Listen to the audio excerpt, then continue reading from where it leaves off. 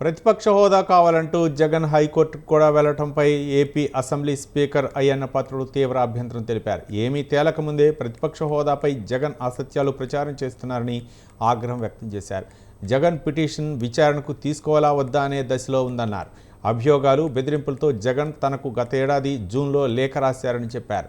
జగన్ చేసిన వ్యాఖ్యలను క్షమించి వదిలేస్తున్నారని స్పీకర్ అన్నారు. వాళ్ళ సభ్యులు కూడా రావట్లేదు, మీరు చూస్తూనే ఉన్నారు. ఈ సందర్భంగా సభకు దూరంగా ఉంటున్న సభ్యులకి నా విజ్ఞప్తి ఏంటంటే, మీ నియోజకవర్గాల్లో ప్రజలు మీకు ఇచ్చిన గౌరవాన్ని, బాధ్యతను గుర్తు చేసుకోండి.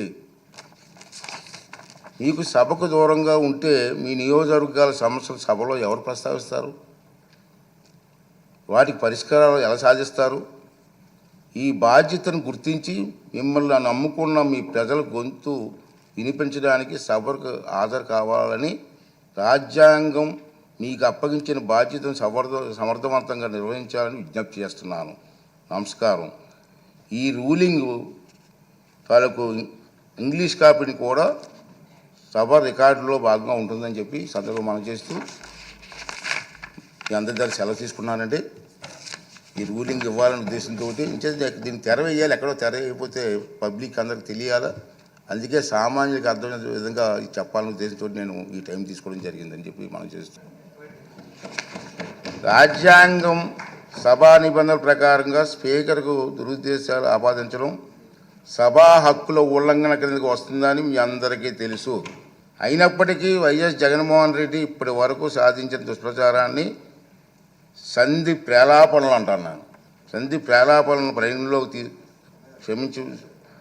ప్రేలాపనలుగా పరిగణించి క్షమిస్తున్నాను. సభాపతి హోదాలో క్షమిస్తున్నాను. ఈ ధోరణి ఇలాగే కొనసాగిస్తే భవిష్యత్తులో ఎలాంటి చర్యలు తీసుకోవాలనేది ఈ సభలోని సభ్యుల సమిష్టి విజ్ఞతకు వదిలేస్తున్నాను. ఈ సందర్భంగా ప్రజలే దేవుళ్ళు, సమాజమే దేవాలయం. ఈ శాసనసభ ప్రజలు అనేక దేవుళ్ళు నేరుగా ఎన్నుకున్న దేవాలయం.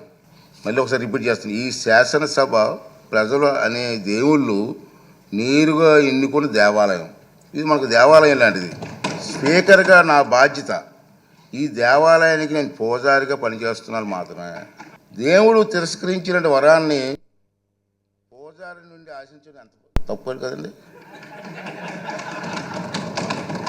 దేవుడి నిర్ణయం 11 మంది ఇచ్చాడు, కానీ నేను ఏం చేస్తాను? పూజారికి నేను ఏం చేయగలను?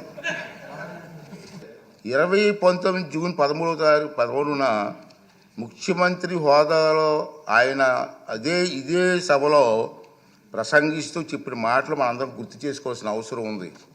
చంద్రబాబు నాయుడు గారికి 23 మంది శాసనసభ్యులు ఉన్నారు.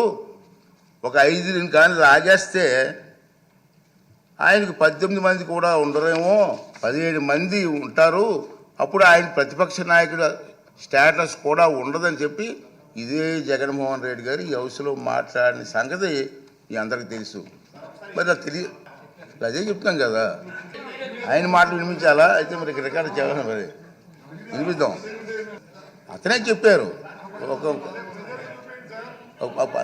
నీకు హోదా పోయేదానికి అవకాశాలు ఉన్నాయి. మరి తెలియదనే మాట అది వాస్తవం కాదని చెప్పి అందరికీ అర్థమవుతుంది. ప్రతిపక్ష నాయకుడిగా గుర్తింపు పొందాలంటే సభలో కనీసం 10% సంఖ్యాబలం ఉండాలన్నది నిబంధన గురించి ఆయనకి స్పష్టంగా తెలుసునని సభాముఖంగా ఆయన చెప్పిన ప్రసంగం రుజువు చేస్తుంది. ఇలా కోరి మతిమరుపు తెచ్చుకోవడం మాజీ ముఖ్యమంత్రిగా, మాజీ ప్రతిపక్ష నాయకుడిగా ఆయన హోదాకు తగిన కాదని నా అభిప్రాయం.